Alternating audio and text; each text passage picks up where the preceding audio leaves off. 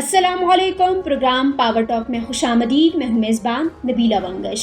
ناظرین، بھارت میں 19 اپریل کو عام انتخابات کے مرحلہ وار کا آغاز ہو چکا ہے، لیکن اہم سوال یہ ہے کہ کیا بھارت ان عام انتخابات میں پاکستان کے خلاف کوئی سازش کر سکتا ہے یا نہیں؟ اور بات کریں گے کہ اسرائیلی اور ایران کی کشیدگی سے پاکستان کو کیا نقصانات ہو سکتے ہیں۔ اسی حوالے سے بات کریں گے۔ جنرل ریٹائرڈ خالد نعیم لودھی صاحب میرے ساتھ موجود ہیں۔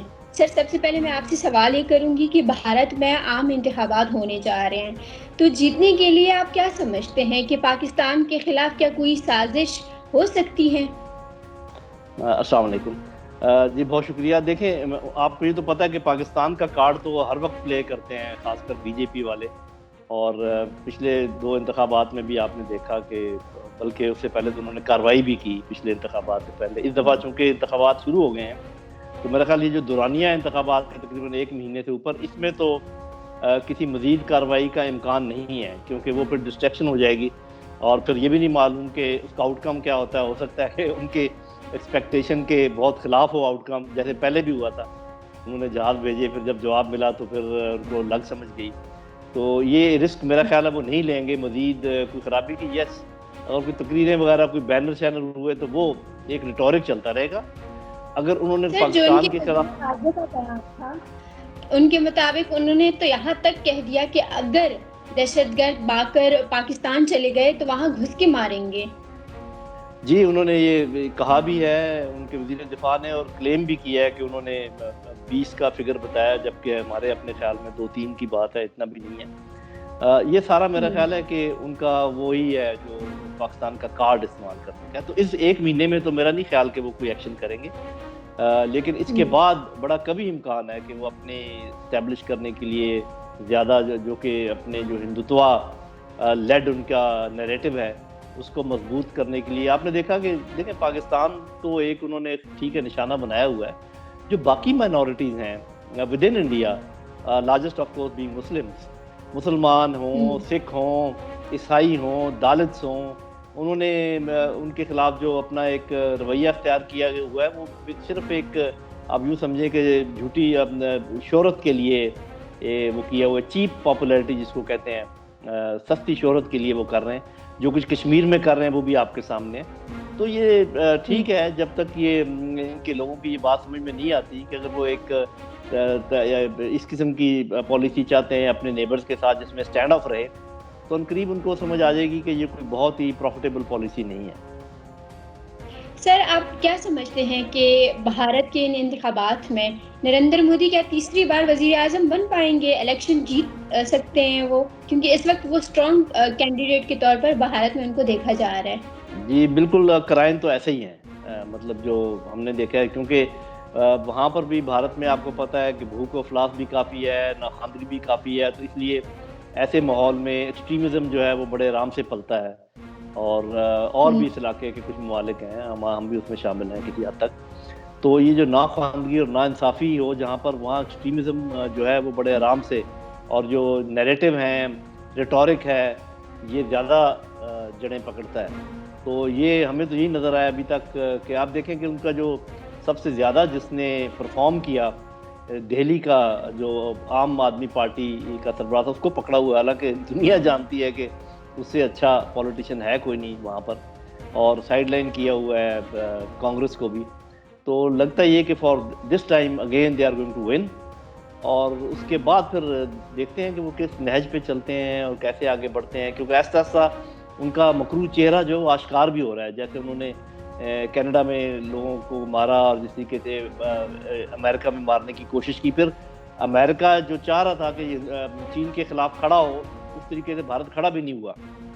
تو میرا اپنا خیال یہ ہے کہ the world will know them very soon، اور یہ پرابلی ان کا شاید آخری کامیاب انتخاب ہوگا۔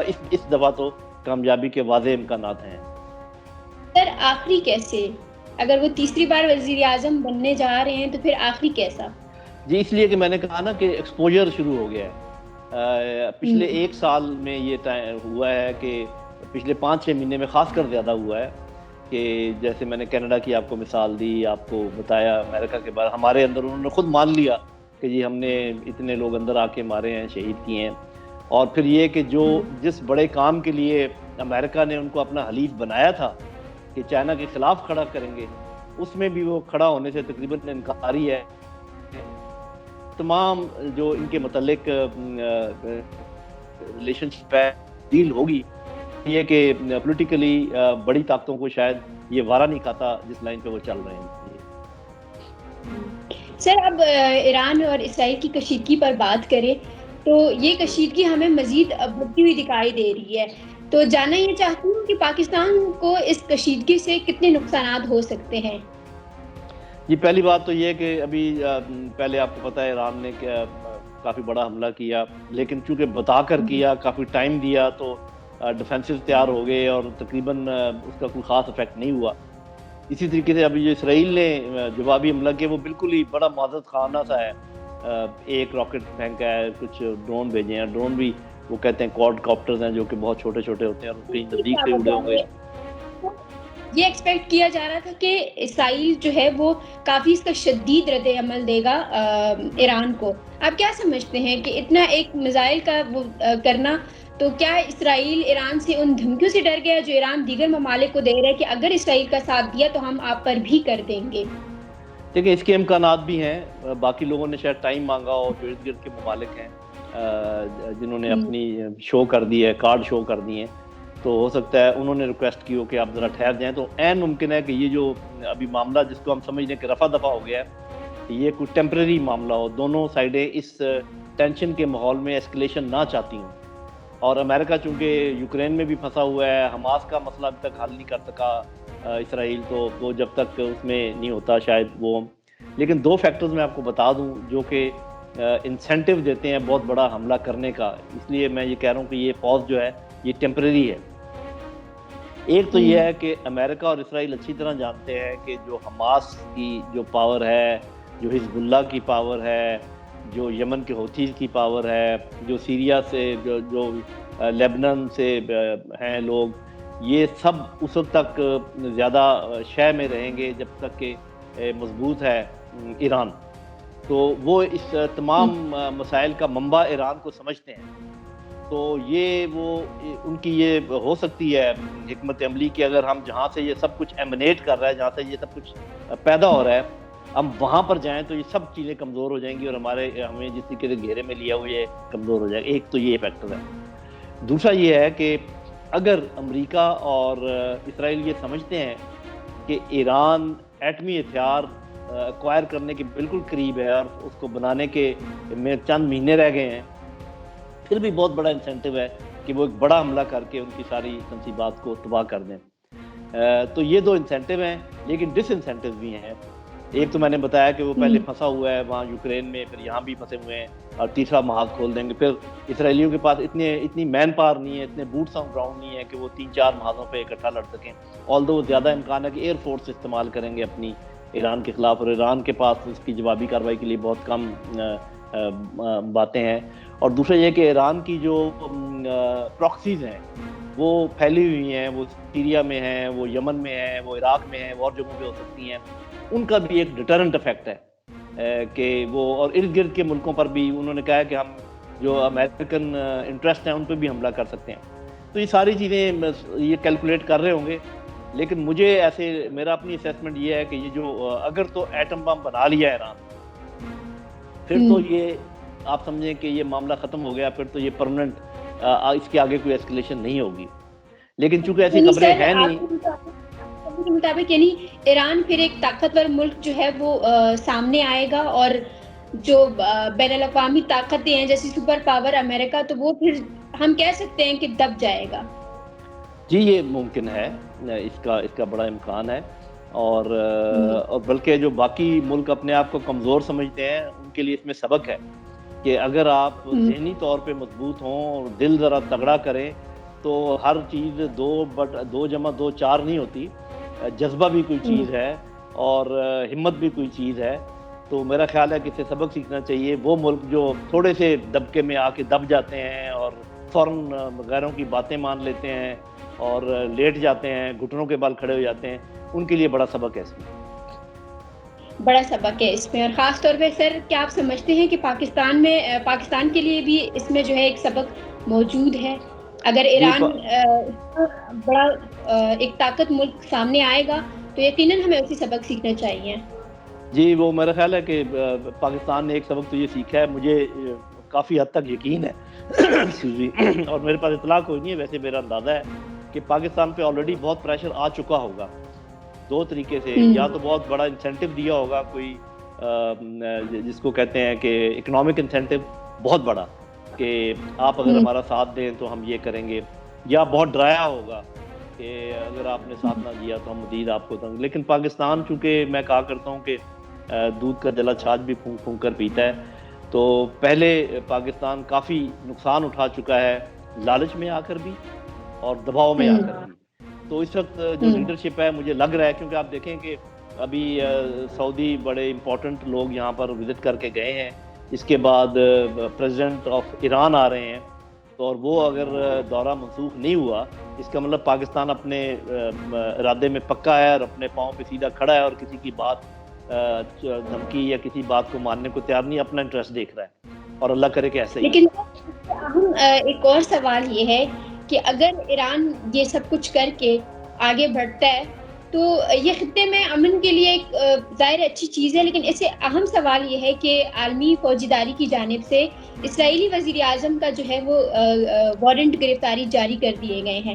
کیا سمجھتے ہیں، کیونکہ ان پہ الزام یہ لگ رہا ہے کہ بین الاقوامی قانون کی خلاف ورزی کی غزہ میں جس طرح قتل عام ہوا، تو آپ کیا سمجھتے ہیں کہ کیا اسرائیلی وزیر اعظم کو دبوچ لینا اتنا آسان ہوگا؟ دیکھیں جی، آج تو شاید آپ کو آسان نہ لگے، ہمیں بھی نہیں لگ رہا ایکسکیوز می، لیکن میرا اپنا خیال یہ ہے، کیونکہ میں نے میری زندگی، میں 70 سال میری عمر ہے، میں نے اپنی زندگی میں اتنا ظلم، اتنے بچوں اور خواتین کی شہادتیں کسی بھی جنگ میں کسی بھی طریقے سے نہیں دیکھی، اور بلکہ ہسٹری میں ہم نے پڑھا بھی نہیں ہے، سوائے صاحب رہ گئے ایک دو واقعات کے، جس میں اس طریقے سے بے دریغ بچوں اور خواتین کا قتل عام کیا گیا ہو۔ تو میرا خیال نہ صرف ان کے وزیر اعظم بلکہ ان کے کافی سارے جرنیل جو ہے، یہ مستقبل میں آپ دیکھیں گی کہ ان کے اوپر الزام لگیں گے، ان کے اوپر مقدمے چلیں گے اور ان کو سزائیں ملیں گی انشاءاللہ۔ انشاءاللہ۔ سر ایک اور اہم سوال یہ ہے کہ اگر اب پاکستان کی بات کریں تو ان تمام ممالک کے درمیان پاکستان جو ہے وہ پھنسا ہوا نظر آ رہا ہے، اور پاکستان اندرونی بیرونی خود بہت ساری مشکلات کا شکار ہے۔ افغانستان کی بات کریں گے تو سر آپ کو کیا لگتا ہے کہ افغان طالبان سے اگر پاکستان مذاکرات کرتا ہے تو کیا پاکستان خطے میں امن کو قائم کرنے میں کامیاب ہو جائے گا؟ جی دیکھیں، پاکستان تو میں سمجھتا ہوں کہ صورتحال اس قسم کی بنی ہے کہ بجائے اس کے کہ پاکستان اپنے آپ کو دباؤ میں محسوس کرے، پاکستان کے لیے ایک بڑی اپرچونٹی پیدا ہوئی ہے۔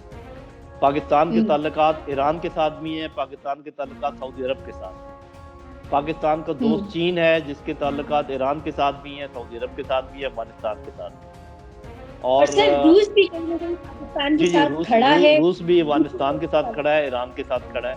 تو میرا خیال ہے کہ پاکستان کو اس اپرچونٹی، بلکہ یہ سمجھنا چاہیے کہ ہم اس پوزیشن میں ہیں کہ ان کے درمیان امن کی بات چیت کروا سکتے ہیں، ایران اور سعودی عرب کے درمیان اور جو باقی خلیج کے ممالک ہیں، اور اور ہمیں بات کرنی چاہیے، میں تو اس چیز کا ہمیشہ سے حامی ہوں کہ افغان طالبان، یہ میرا نظریہ ہے، بہت سے لوگ اس سے اتفاق نہیں کرتے، کہ افغان طالبان اور تحریک طالبان پاکستان، ان کے اندر روابط ضرور ہیں، لیکن یہ جو لوگ کہتے ہیں کہ یہ ایک ہی کوائن کے دو حصے ہیں اور ایک ہی چیز ہے، یہ میں بالکل نہیں مانتا۔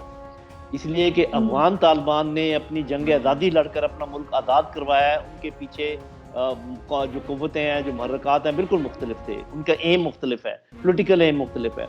جو تحریک طالبان پاکستان ہے، ان کے پیچھے ہمارے دشمن انٹیلیجنس ایجنسیز ہیں اور ان کا ایم مختلف ہے، ان کے پیچھے جو محرکات ہیں وہ الگ الگ ہیں۔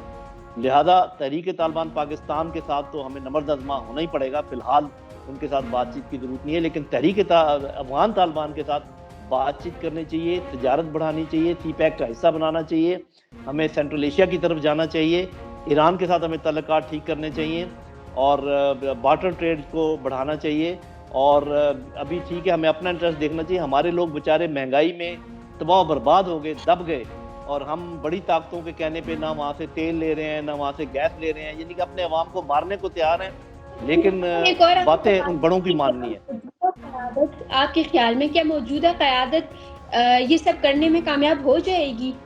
جی دیکھیں، یہ تو صرف سوچ کی بات ہے۔ پاکستانی ہوں، عوام کی حمایت اس جو میرا نیریٹو ہے، جس کا میں ذکر کر رہا ہوں، اور جو بھی اس نیریٹو کے ساتھ کھڑے ہیں کہ نہ تو ہم بیرونی ڈکٹیشن لینے کو تیار ہیں، نہ ہم اندرونی جبر برداشت کرنے کو تیار ہیں، یہ نیریٹو ہے۔